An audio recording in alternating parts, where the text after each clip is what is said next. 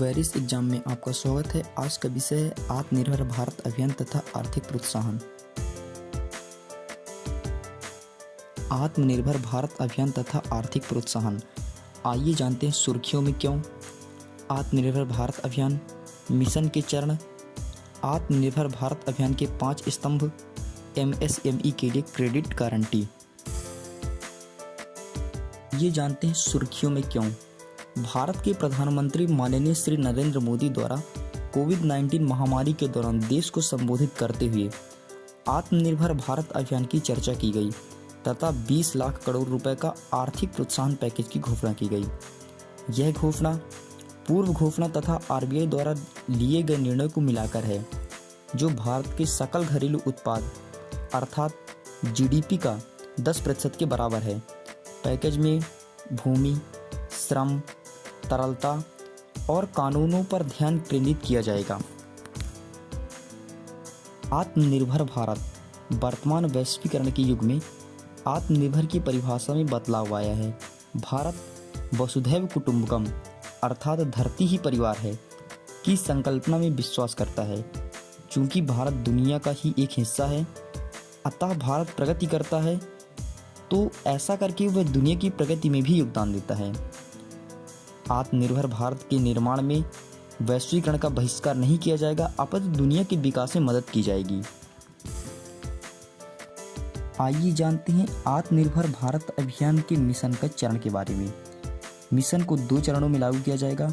प्रथम चरण, इसमें चिकित्सा, वस्त्र, इलेक्ट्रॉनिक्स, प्लास्टिक, खिलौने जैसे क्षेत्रों को प्रोत्साहित किया जाएगा ताकि स्थानीय विनिर्माण और निर्यात को बढ़ावा दिया जा सके। द्वितीय चरण, इस चरण में रत्न एवं आभूषण, फार्म, स्टील जैसे क्षेत्रों को प्रोत्साहित किया जाएगा। आइए जानते हैं आत्मनिर्भर भारत के स्तंभ के बारे में। आत्मनिर्भर भारत 5 स्तंभों पर खड़ा होगा। अर्थव्यवस्था, अवसंरचना, प्रौद्योगिकी, गतिशील जनसांख्यिकीय एवं मांग। बात करते हैं आत्मनिर्भर भारत का प्रथम स्तंभ, अर्थव्यवस्था, जो वृद्धिशील परिवर्तन के स्थान पर बड़ी छलांग पर आधारित हो। नंबर 2, अवसंरचना, ऐसी अवसंरचना जो आधुनिक भारत की पहचान बने।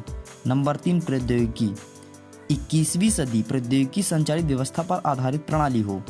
नंबर 4, गतिशील जनसांख्यिकीय, जो आत्मनिर्भर भारत के लिए ऊर्जा का स्रोत है। नंबर 5, मांग, भारत की मांग और आपूर्ति श्रृंखला की पूरी क्षमता का उपयोग किया जाना चाहिए। अब बात करते हैं MSMES अर्थात micro small and medium enterprises के लिए क्रेडिट गारंटी। हाल ही में MSMES तथा अन्य क्षेत्रों के लिए सरकार द्वारा विभिन्न क्रेडिट गारंटी योजना की घोषणा की गई। अब बात करते हैं क्रेडिट गारंटी योजना के बारे में। बैंक द्वारा MSMES को दिए जाने वाला अधिकतर ऋण MSMES की परिसंपत्ति के आधार पर दिया जाता है, लेकिन किसी संकट के समय इस संपत्ति की कीमत में गिरावट भी हो सकती है तथा इससे MSMES को ऋण लेने की क्षमता बाधित हो सकती है। अर्थात किसी संकट के समय परिसंपत्ति की कीमत में गिरावट होने से इन बैंक इन उद्यमी को ऋण देना कम कर देता है। एवं सरकार द्वारा इस संबंध में बैंकों को क्रेडिट गारंटी दी जाती है कि यदि MSMES के उद्यम ऋण चुकाने में सक्षम नहीं है तो ऋण सरकार द्वारा चुकाया जाएगा। उदाहरण के तौर पर बात करें तो यदि सरकार द्वारा एक फर्म को 1 करोड़ रुपए तक ऋण पर 100% क्रेडिट गारंटी दी जाती है, इसका मतलब है कि बैंक उस फर्म को 1 करोड़ रुपए उधार दे सकता है। यदि फर्म वापस भुगतान करने में विफल रहती है तो सरकार 1 करोड़ रुपए का भुगतान बैंक को करेगी। MSMES की परिभाषा में बदलाव। आखिर परिभाषा में बदलाव क्यों? MSMES की परिभाषा में बदलाव किया गया है क्योंकि आर्थिक सर्वेक्षण के अनुसार लघु उद्यम लघु ही बने रहना चाहते हैं, क्योंकि इससे इन उद्योगों को अनेक लाभ मिलते हैं। अतः MSMES की परिभाषा में बदलाव की लगातार मांग की जा रही थी। परिभाषा की नवीन मापदंड, निवेश सीमा को संशोधित किया गया, कंपनी के टर्नओवर को मापदंड के रूप में जोड़ा गया, निर्माण और सेवा क्षेत्र के बीच अंतर को समाप्त किया गया। नवीन परिभाषा के लिए अभी आवश्यक कानूनों में संशोधित करना होगा। अब आप इस चार्ट के माध्यम से MSME के नवीनतम और पुराने वर्गीकरण को आसानी से समझ सकते हैं। अब बात करते हैं MSMES की मौजूदा वर्गीकरण के बारे में। विनिर्माण उद्योग के लिए सूक्ष्म के लिए निवेश 25 लाख रुपए इससे कम, लघु के लिए निवेश 5 करोड़ रुपए या इससे कम, मध्यम के लिए निवेश 10 करोड़ रुपए इससे कम। यदि सेवा क्षेत्र की बात करें तो सूक्ष्म के लिए निवेश 10 लाख रुपए या इससे कम, लघु के लिए निवेश 2 करोड़ रुपए या इससे कम, मध्यम के लिए निवेश 5 करोड़ रुपए या इससे कम। बात करते हैं इस चार्ट के माध्यम से नवीनतम वर्गीकरण के बारे में। विनिर्माण और सेवा क्षेत्र को एक साथ रखा गया है। सूक्ष्म के लिए बात करें तो निवेश 1 करोड़ रुपए और वार्षिक टर्नओवर 5 करोड़ रुपए तक। लघु की बात करें तो निवेश 10 करोड़ रुपए और वार्षिक टर्नओवर 50 करोड़ रुपए तक।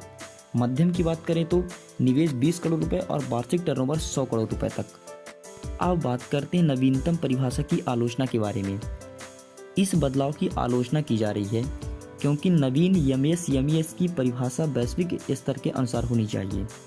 नवीनतम परिभाषा में 5 करोड़ रुपए का वार्षिक टर्नओवर वाली कंपनी को लघु माना जाएगा, परंतु वैश्विक स्तर पर 75 करोड़ रुपए तक के टर्नओवर वाली कंपनी को लघु माना जाता है।